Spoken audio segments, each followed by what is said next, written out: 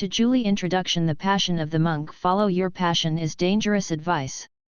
Thomas had this realization in one of the last places you might expect.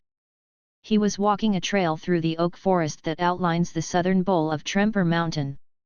The trail was one of many that crossed through the 230-acre property of the Zen Mountain Monastery, which has called this corner of the Catskill Mountains its home since the early 1980s. Thomas was halfway through a 2-year stay at the monastery, where he was a practicing lay monk. His arrival, 1 year earlier, had been the fulfillment of a dream job fantasy that he had nurtured for years. He had followed his passion for all things Zen into this secluded Catskills retreat and had expected happiness in return. As he stood in the oak forest that afternoon, however, he began to cry, his fantasy crumbling around him. "I was always asking, what's the meaning of life?" Thomas told me when I first met him, at a coffee shop in Cambridge, Massachusetts. By then, several years had passed since Thomas's realization in the Catskills, but the path that led him to that point remained clear and he was eager to talk about it, as if the recounting would help exorcise the demons of his complicated past. After earning a pair of bachelor's degrees in philosophy and theology, then a master's degree in comparative religion, Thomas decided that Zen Buddhist practice was the key to a meaningful life. There was such a big crossover between the philosophy I was studying and Buddhism that I thought, let me just go practice Buddhism directly to answer these big questions, he told me. After graduation, however, Thomas needed money, so he took on a variety of jobs. He spent a year, for example, teaching English in Gumi, an industrial town in central South Korea. To many, life in East Asia might sound romantic, but this exoticism soon wore off for Thomas. Every Friday night, after work, the men would gather at these street carts, which had tents extending out from them, Thomas told me. They gathered to drink soju, a distilled rice liquor, late into the night. During winter there would be steam coming from these tents, from all the men drinking. What I remember most, however, is that the next morning the streets would be covered in dry vomit. Thomas's search also inspired him to travel across China and into Tibet, and to spend time in South Africa, among other journeys, before ending up in London working a rather dull job in data entry. Throughout this period, Thomas nurtured his conviction that Buddhism held the key to his happiness. Over time, this daydream evolved into the idea of him living as a monk. I had built up such an incredible fantasy about Zen practice and living in a Zen monastery, he explained to me. It came to represent my dream come true. All other work paled in comparison to this fantasy. He was dedicated to following his passion. It was while in London that Thomas first learned about the Zen Mountain Monastery, and he was immediately attracted to its seriousness. These people were practicing really intense and sincere Zen, he recalls. His passion insisted that the Zen Mountain Monastery was where he belonged. It took 9 months for Thomas to complete the application process. When he finally arrived at Kennedy Airport, having been approved to come live and practice at the monastery, he boarded a bus to take him into the Catskill countryside. The ride took 3 hours. After leaving the city sprawl, the bus proceeded through a series of quaint towns, with the scenery getting progressively more beautiful. In a scene of almost contrived symbolism, the bus eventually reached the foot of Tremper Mountain, where it stopped and let Thomas out at a crossroads. He walked from the bus stop down the road leading to the monastery entrance, which was guarded by a pair of wrought iron gates, left open for new arrivals. Once on the grounds, Thomas approached the main building, a 4-story converted church constructed from local bluestone and timbered with local oak. It is as if the mountain offered itself as a dwelling place for spiritual practice, is how the monks of the monastery describe it in their official literature. Pushing past the oaken double doors, Thomas was greeted by a monk who had been tasked with welcoming newcomers. Struggling to describe the emotions of this experience, Thomas finally managed to explain it to me as follows: "It was like being really hungry, and you know that you are going to get this amazing meal. That is what this represented for me." Thomas's new life as a monk started well enough. He lived in a small cabin, set back in the woods from the main building. Early in his visit he asked a senior monk, who had been living in a similar cabin for over 15 years, if he ever got tired of walking the trail connecting the residences to the main building. "I'm only just starting to learn it," the monk replied mindfully. The days at the Zen mountain monastery started as early as 4:30 a.m., depending on the time of year. Remaining in silence, the monks would greet the morning with 40 to 80 minutes of meditation on mats arranged with geometric precision in the main hall. The view outside the Gothic windows at the front of the hall was spectacular, but the mats kept the meditators too low to see out. A pair of hall monitors sat at the back of the room, occasionally pacing among the mats. Thomas explained, "If you found yourself falling asleep, you could request that they hit you with a stick they kept for this purpose." After breakfast, eaten in the same great hall, everyone was assigned jobs. Thomas spent time cleaning toilets and shoveling ditches as part of his house cleaning duties, but he was also assigned, somewhat anachronistically, to handle the graphic design for the monastery's print journal. A typical day continued with more meditation, interviews with senior practitioners, and often long, inscrutable Dharma lectures. The monks were given a break each evening before dinner. Thomas often took advantage of this respite to light the wood stove in his cabin, preparing for the cold Catskill nights. Thomas's problems began with the koans. A koan, in the Zen tradition, is a word puzzle, often presented as a story or a question. They're meant to defy logical answers and therefore force you to access a more intuitive understanding of reality. In explaining the concept to me, Thomas gave the following example, which he had encountered early in his practice: "Show me an immovable tree in a heavy wind." "I don't even know what an answer to that would look like," I protested. In an interview, he explained, "You have to answer right away, no thinking. If you pause like that, they kick you out of the room, the interview is over." Okay, I would have been kicked out. "Here's the answer I gave to pass the koan," he said. I stood, like a tree, and waved my hands slightly as if in a wind. Right? The point was that this is a concept you really couldn't capture in words. One of the first major hurdles a young practitioner faces in serious Zen practice is the Mu koan. Passing this koan is the first of the 8 gates of Zen Buddhism. Until you reach this milestone, you're not yet considered a serious student of the practice. Thomas seemed reluctant to explain this koan to me. I had encountered this before in my research on Zen, because these puzzles defy rationality. Any attempt to describe them to a non-practitioner can be trivializing. Because of this, I didn't press Thomas for details. Instead, I Googled it. Here's one translation I found. A pilgrim of the way asked the Grand Master Zhao Zhou, "Does a dog have Buddha nature or not?" Zhao Zhou said, "Mu." In Chinese, Mu translates roughly to no. According to the interpretations I found, Zhao Zhou is not answering the pilgrim's question, but is instead pushing it back to the questioner. Thomas struggled to pass this koan, focusing on it intensely for months. "I worked and worked on that koan," he told me. "I went to bed with it, I let it inhabit my whole body. Then he cracked it. One day I was walking in the forest, and a moment passed. I had been looking at these leaves, and I had disappeared." We all experience things like this but don't attach any importance to them. But when I had this experience, I was prepared for it, and it clicked. I realized, this is the whole koan.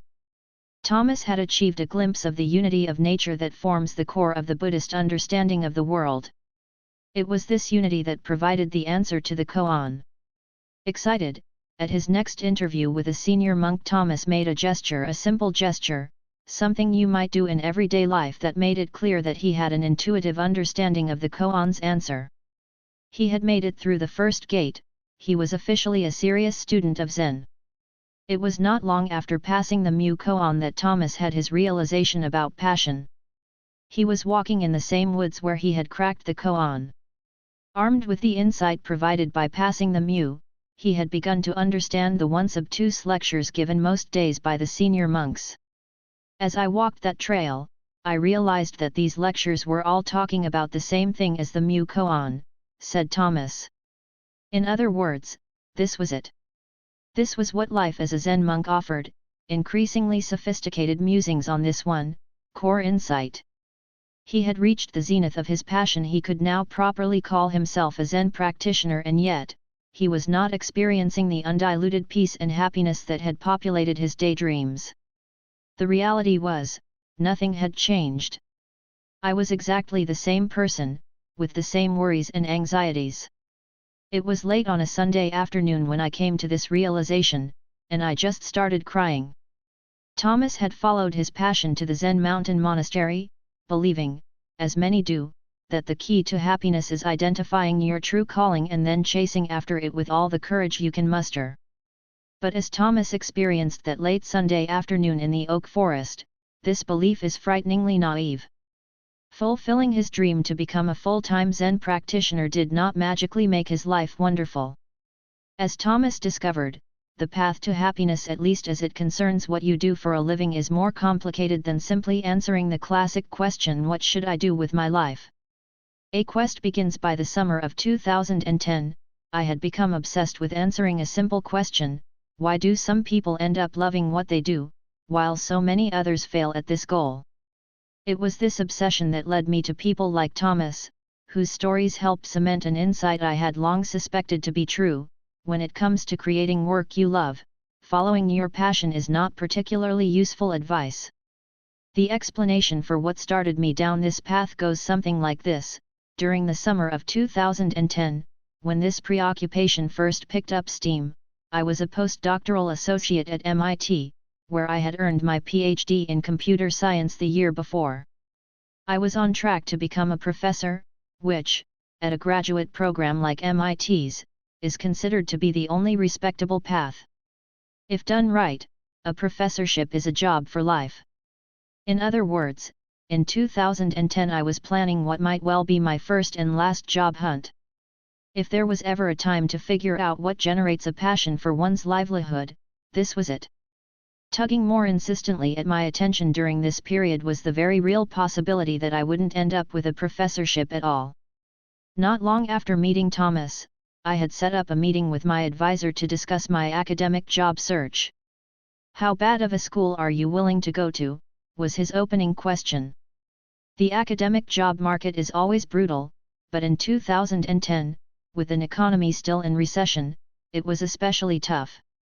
To complicate matters, my research specialty hadn't proven to be all that popular in recent years.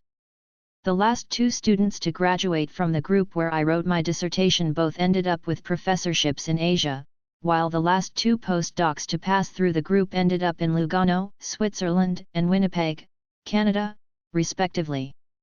I have to say, I found the whole process to be pretty hard, stressful, and depressing, one of these former students told me.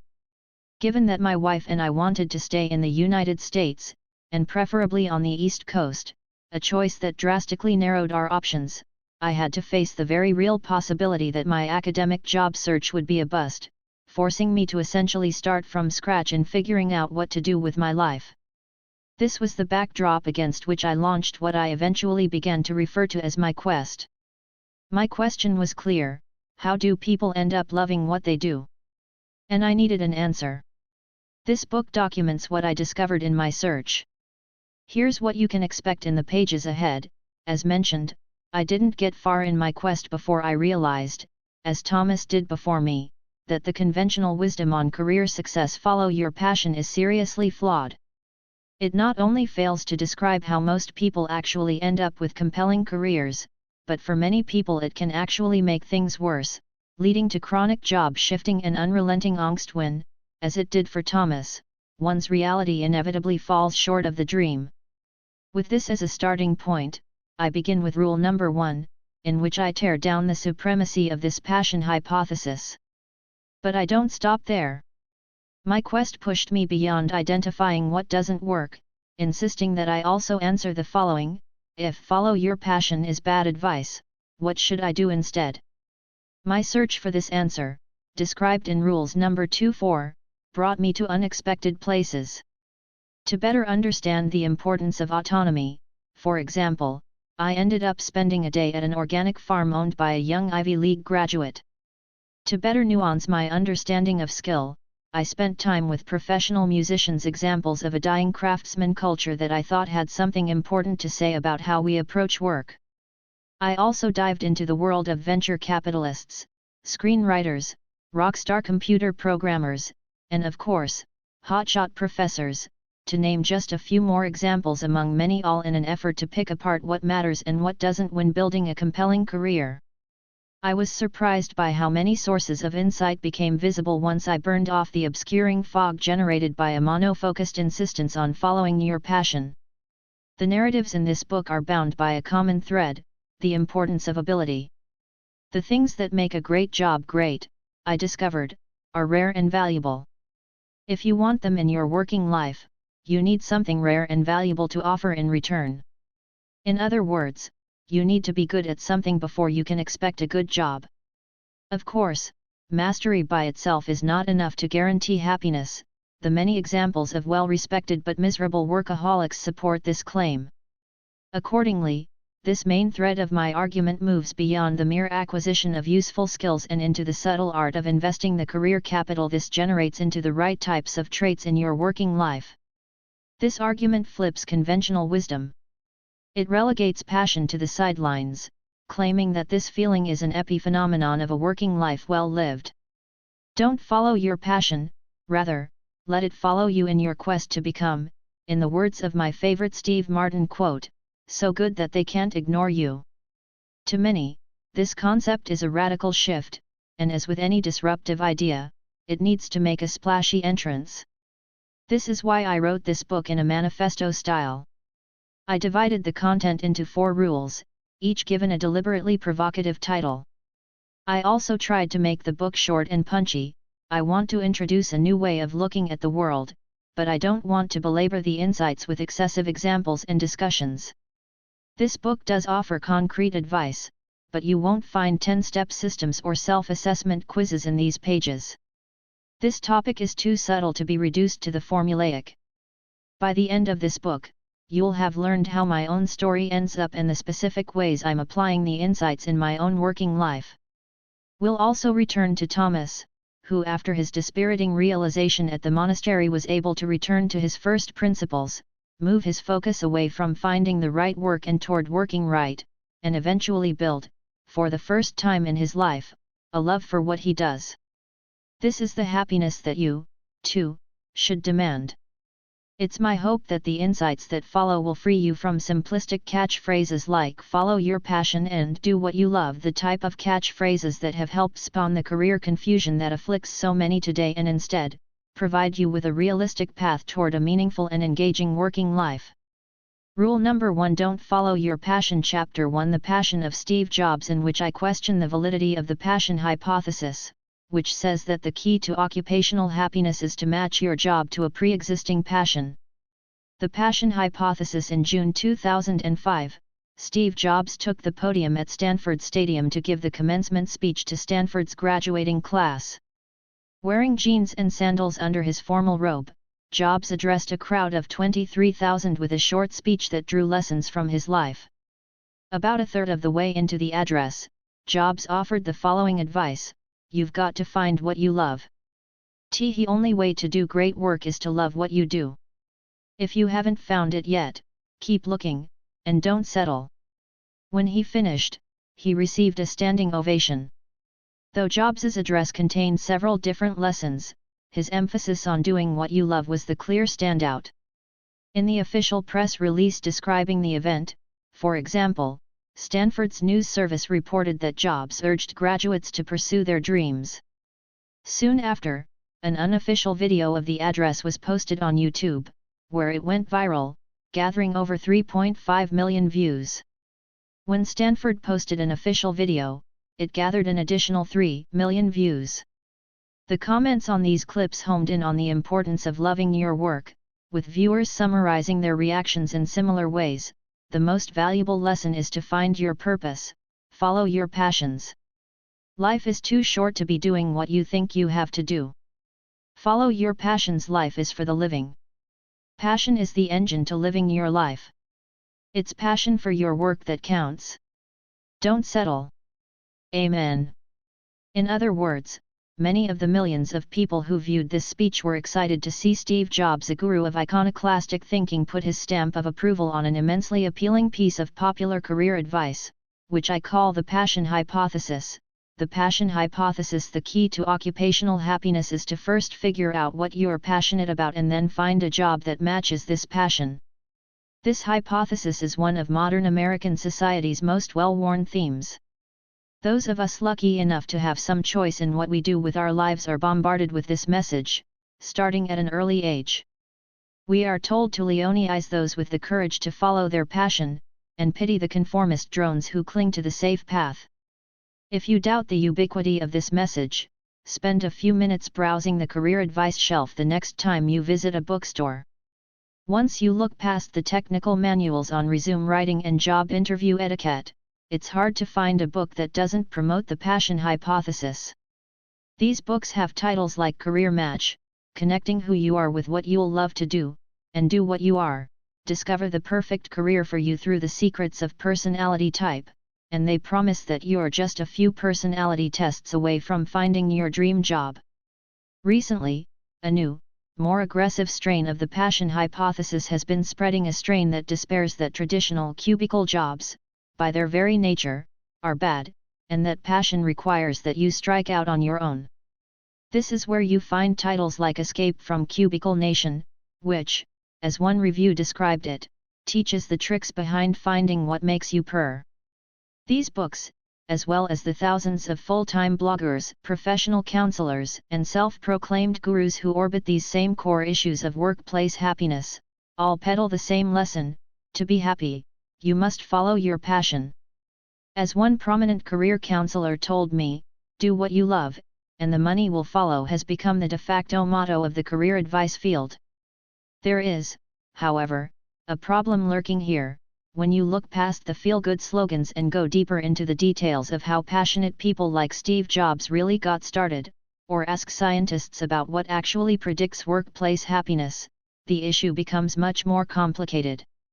You begin to find threads of nuance that, once pulled, unravel the tight certainty of the passion hypothesis, eventually leading to an unsettling recognition: follow your passion might just be terrible advice. It was around the time I was transitioning from graduate school that I started to pull on these threads, eventually leading to my complete rejection of the passion hypothesis and kicking off my quest to find out what really matters for creating work you love. Rule number 1 is dedicated to laying out my argument against passion, as this insight that follow your passion is bad advice provides the foundation for everything that follows. Perhaps the best place to start is where we began, with the real story of Steve Jobs and the founding of Apple Computer. Do what Steve Jobs did, not what he said. If you had met a young Steve Jobs in the years leading up to his founding of Apple Computer, you wouldn't have pegged him as someone who was passionate about starting a technology company. Jobs had attended Reed College, a prestigious liberal arts enclave in Oregon, where he grew his hair long and took to walking barefoot. Unlike other technology visionaries of his era, Jobs wasn't particularly interested in either business or electronics as a student. He instead studied Western history and dance, and dabbled in Eastern mysticism. Jobs dropped out of college after his first year, but remained on campus for a while, sleeping on floors and scrounging free meals at the local Hare Krishna temple. His nonconformity made him a campus celebrity, a freak in the terminology of the times. As Jeffrey S. Young notes in his exhaustively researched 1988 biography, Steve Jobs, The Journey is the Reward, Jobs eventually grew tired of being a pauper and, during the early 1970s, returned home to California, where he moved back in with his parents and talked himself into a night shift job at Atari. The company had caught his attention with an ad in the San Jose Mercury News that read, "Have fun and make money." During this period, Jobs split his time between Atari and the All One Farm, a country commune located north of San Francisco. At one point, he left his job at Atari for several months to make a mendicant's spiritual journey through India, and on returning home he began to train seriously at the nearby Los Altos Zen Center.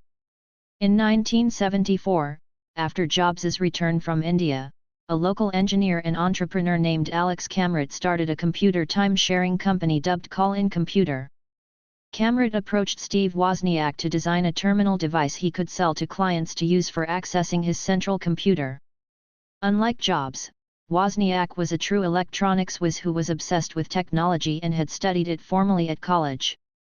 On the flip side, however, Wozniak couldn't stomach business, so he allowed Jobs, a longtime friend, to handle the details of the arrangement.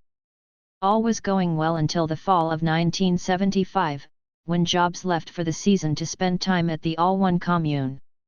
Unfortunately, he failed to tell Kamrat he was leaving. When he returned, he had been replaced. I tell this story because these are hardly the actions of someone passionate about technology and entrepreneurship, yet this was less than a year before Jobs started Apple Computer. In other words, in the months leading up to the start of his visionary company, Steve Jobs was something of a conflicted young man, seeking spiritual enlightenment and dabbling in electronics only when it promised to earn him quick cash. It was with this mindset that later that same year, Jobs stumbled into his big break. He noticed that the local wireheads were excited by the introduction of model kit computers that enthusiasts could assemble at home. He wasn't alone in noticing the potential of this excitement. When an ambitious young Harvard student saw the first kit computer grace the cover of Popular Electronics magazine, he formed a company to develop a version of the basic programming language for the new machine, eventually dropping out of school to grow the business. He called the new firm Microsoft. Jobs pitched Wozniak the idea of designing one of these kit computer circuit boards so they could sell them to local hobbyists. The initial plan was to make the boards for $25 apiece and sell them for $50. Jobs wanted to sell 100, total, which, after removing the costs of printing the boards, and a $1,500 fee for the initial board design, would leave them with a nice $1,000 profit. Neither Wozniak nor Jobs left their regular jobs, this was strictly a low-risk venture meant for their free time. From this point, however, the story quickly veers into legend. Steve arrived barefoot at the bite shop, Paul Terrell's pioneering Mountain View computer store, and offered Terrell the circuit boards for sale. Terrell didn't want to sell plain boards, but said he would buy fully assembled computers. He would pay $500 for each, and wanted 50 as soon as they could be delivered. Jobs jumped at the opportunity to make an even larger amount of money and began scrounging together startup capital. It was in this unexpected windfall that Apple Computer was born. As Young emphasizes, their plans were circumspect and small-time. They weren't dreaming of taking over the world. The messy lessons of Jobs. I shared the details of Steve Jobs' story, because when it comes to finding fulfilling work, the details matter. If a young Steve Jobs had taken his own advice and decided to only pursue work he loved, we would probably find him today as one of the Los Altos Zen Center's most popular teachers. But he didn't follow this simple advice. Apple Computer was decidedly not born out of passion, but instead was the result of a lucky break, a small-time scheme that unexpectedly took off. I don't doubt that Jobs eventually grew passionate about his work. If you've watched one of his famous keynote addresses, you've seen a man who obviously loved what he did. But so what? All that tells us is that it's good to enjoy what you do. This advice, though true, borders on the tautological and doesn't help us with the pressing question that we actually care about: how do we find work that we'll eventually love?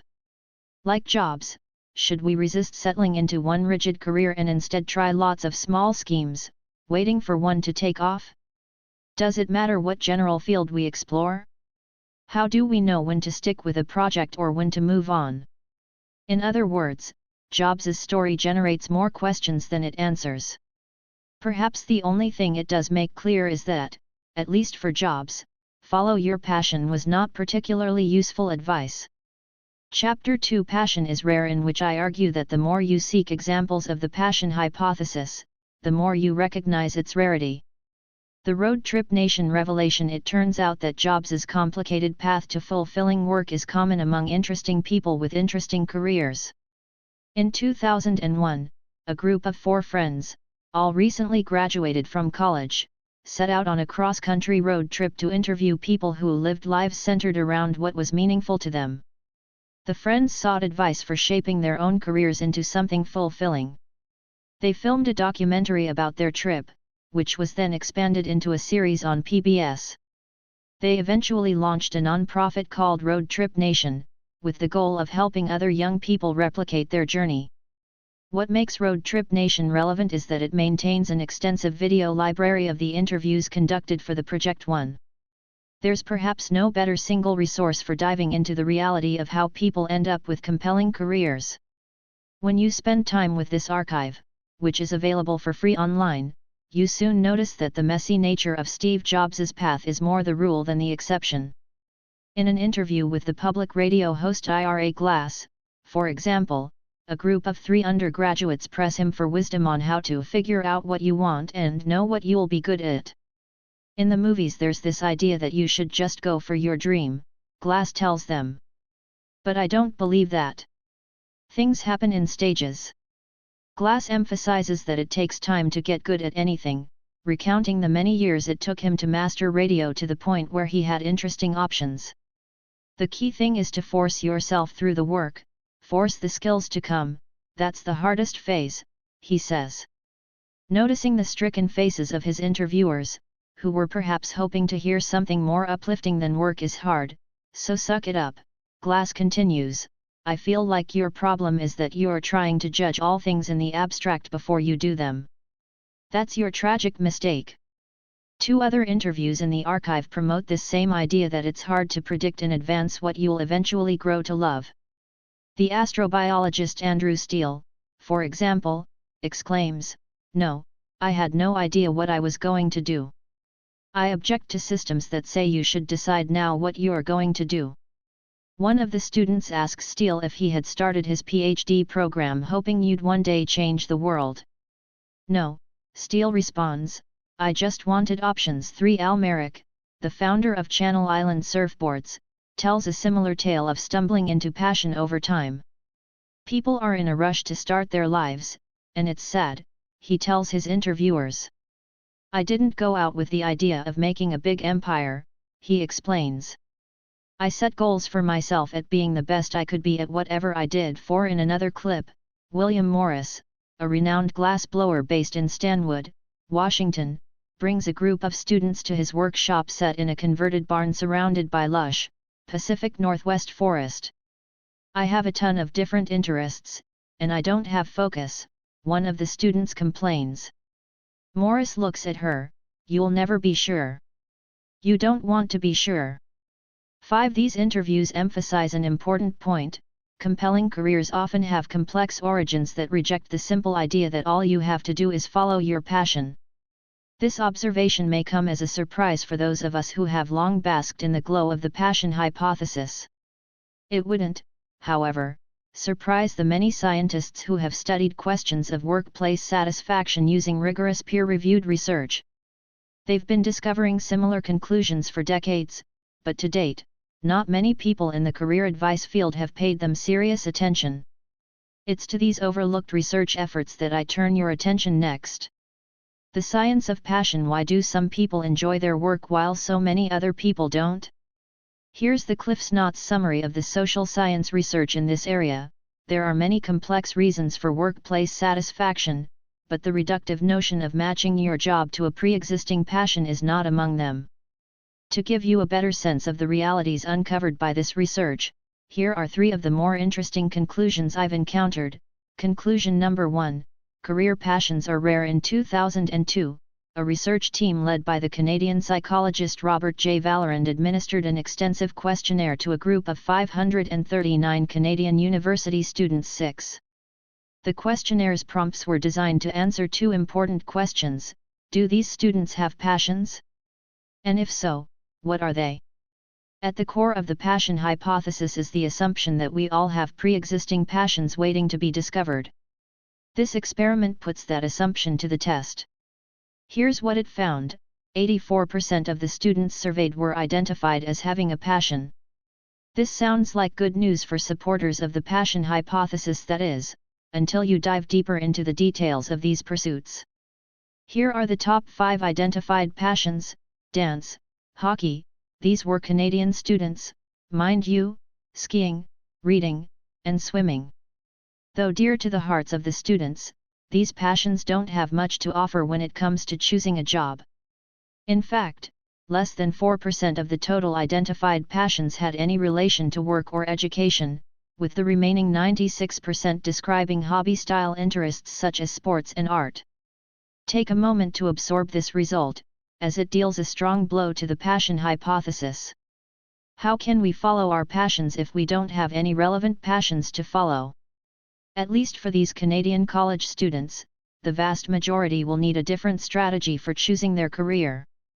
Conclusion number 2, Passion takes time. Amy Rudesniewski, a professor of organizational behavior at Yale University, has made a career studying how people think about their work. Her breakthrough paper, published in the Journal of Research in Personality while she was still a graduate student, explores the distinction between a job, a career, and a calling. 7. A job, in Rudesniewski's formulation, is a way to pay the bills, a career is a path toward increasingly better work, and a calling is work that's an important part of your life and a vital part of your identity. Rudesniewski surveyed employees from a variety of occupations, from doctors to computer programmers to clerical workers, and found that most people strongly identify their work with one of these 3 categories. A possible explanation for these different classifications is that some occupations are better than others. The passion hypothesis, for example, predicts that occupations that match common passions, such as being a doctor or a teacher, should have a high proportion of people who experience the work as a true calling, while less flashy occupations, the type that no one daydreams about, should have almost no one experiencing the work as a calling. To test this explanation, Rudesniewski looked at a group of employees who all had the same position and nearly identical work responsibilities, college administrative assistants. She found, to her admitted surprise, that these employees were roughly evenly split between seeing their position as a job, a career, or a calling. In other words, it seems that the type of work alone does not necessarily predict how much people enjoy it. Supporters of the passion hypothesis, however, might reply that a position like a college administrative assistant will attract a wide variety of employees.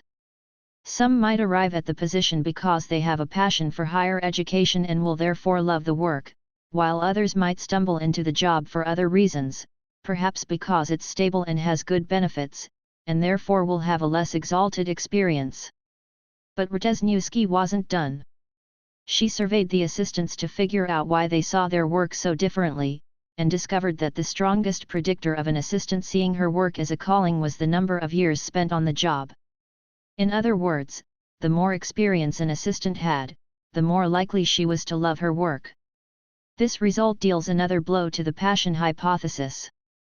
In Rudesniewski's research, the happiest, most passionate employees are not those who followed their passion into a position, but instead those who have been around long enough to become good at what they do. On reflection, this makes sense. If you have many years' experience, then you've had time to get better at what you do and develop a feeling of efficacy. It also gives you time to develop strong relationships with your co-workers and to see many examples of your work benefiting others. What's important here, however, is that this explanation, though reasonable, contradicts the passion hypothesis, which instead emphasizes the immediate happiness that comes from matching your job to a true passion. Conclusion number 3, passion is a side effect of mastery. Not long into his popular TED Talk, titled On the Surprising Science of Motivation, author Daniel Pink, discussing his book Drive, tells the audience that he spent the last couple of years studying the science of human motivation. "I'm telling you, it's not even close," he says. "If you look at the science, there is a mismatch between what science knows and what business does." When Pink talks about what science knows, he's referring, for the most part, to a 40-year-old theoretical framework known as self-determination theory, SDT, which is arguably the best understanding science currently has for why some pursuits get our engines running while others leave us cold. 8 SDT tells us that motivation, in the workplace or elsewhere, requires that you fulfill 3 basic psychological needs factors described as the nutriments required to feel intrinsically motivated. For your work, autonomy, the feeling that you have control over your day, and that your actions are important competence, the feeling that you are good at what you do relatedness, the feeling of connection to other people. The last need is the least surprising. If you feel close to people at work, you're going to enjoy work more. It's the first two needs that prove more interesting. It's clear, for example, that autonomy and competence are related. In most jobs, as you become better at what you do, not only do you get the sense of accomplishment that comes from being good, but you're typically also rewarded with more control over your responsibilities. These results help explain Amy Wrzesniewski's findings. Perhaps one reason that more experienced assistants enjoyed their work was because it takes time to build the competence and autonomy that generates this enjoyment. Of equal interest is what this list of basic psychological needs does not include. Notice, scientists did not find matching work to pre-existing passions as being important for motivation. The traits they did find, by contrast, are more general and are agnostic to the specific type of work in question. Competence and autonomy, for example, are achievable by most people in a wide variety of jobs, assuming they're willing to put in the hard work required for mastery. This message is not as inspiring as "follow your passion and you'll immediately be happy," but it certainly has a ring of truth. In other words, working right trumps finding the right work. Chapter 3 Passion is Dangerous, in which I argue that subscribing to the passion hypothesis can make you less happy. The birth of the passion hypothesis. It's difficult to pinpoint the exact moment when our society began emphasizing the importance of following your passion, but a good approximation is the 1970 publication of What Color Is Your Parachute? The author, Richard Balls, was working at the time for the Episcopal Church, advising campus ministers, many of whom were in danger of losing their jobs. He published the first edition of Parachute as a straightforward collection of tips for those facing career change. The original print run was 100 copies. The premise of Balls's guide sounds self-evident to the modern ear: figure out what you like to do, and then find a place that needs people like you. But in 1970, this was a radical notion. At the time, the idea of doing a lot of pen and paper exercises in order to take control of your own career was regarded as a dilettante's exercise, Balls recalls one. The optimism of this message, however, caught on. You can control what you do with your life, so why not pursue what you love? There are now more than 6 million copies of Balls's book in print. The decades since the publication of Balls's book can be understood as a period of increasing dedication to the passion hypothesis. You can visualize this shift by using Google's Ngram Viewer 2. This tool allows you to search Google's vast corpus of digitized books to see how often selected phrases turn up in published writing over time.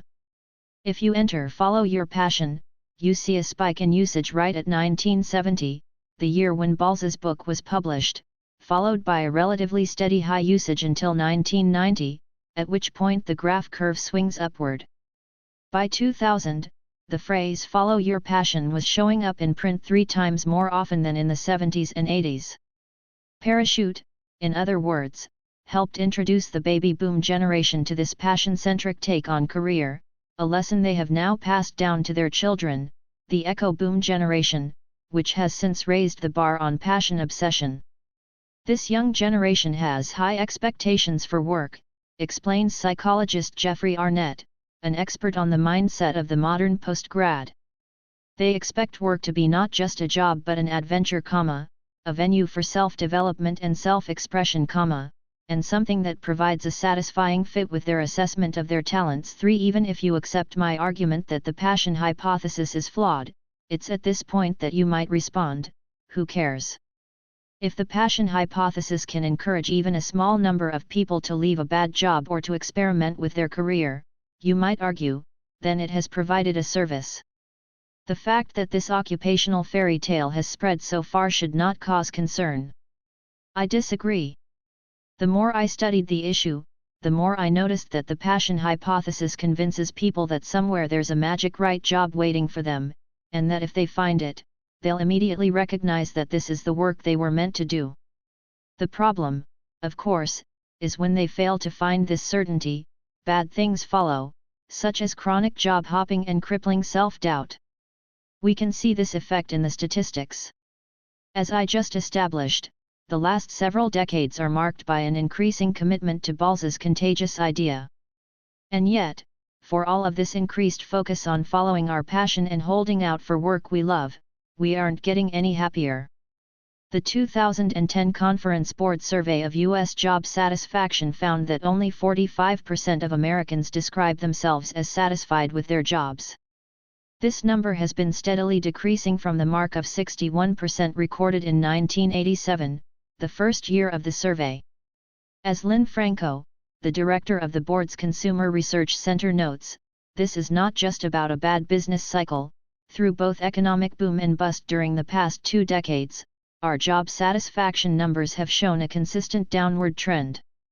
Among young people, the group perhaps most concerned with the role of work in their lives, 64% now say that they're actively unhappy in their jobs.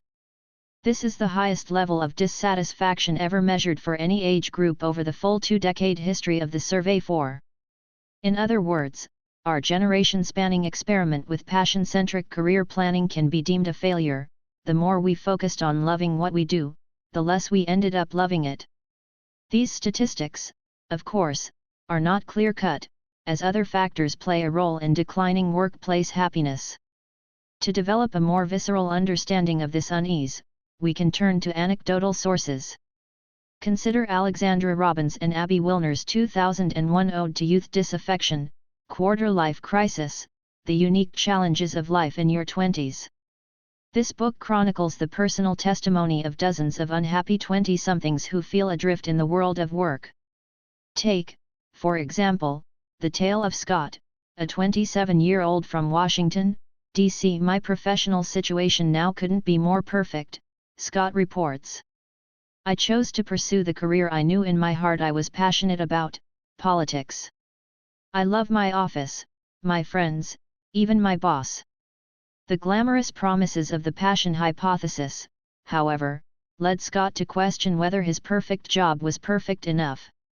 It's not fulfilling, he worries when reflecting on the fact that his job, like all jobs, includes difficult responsibilities.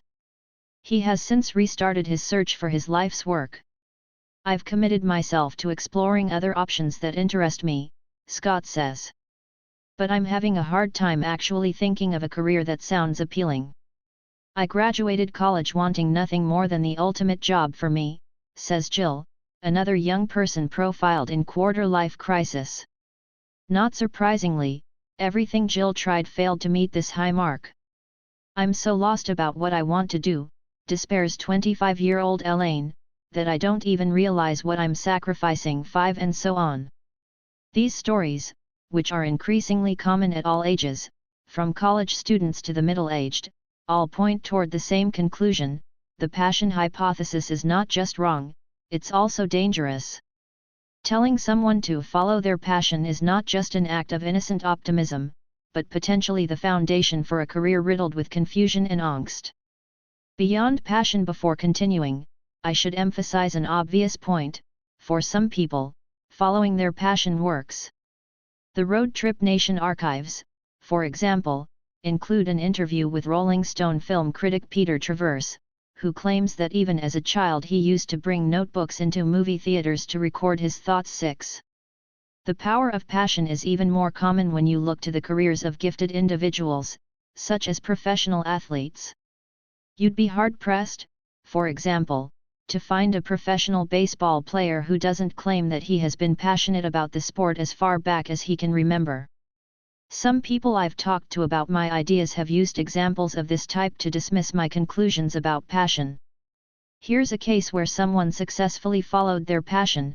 They say, therefore follow your passion must be good advice. This is faulty logic. Observing a few instances of a strategy working does not make it universally effective.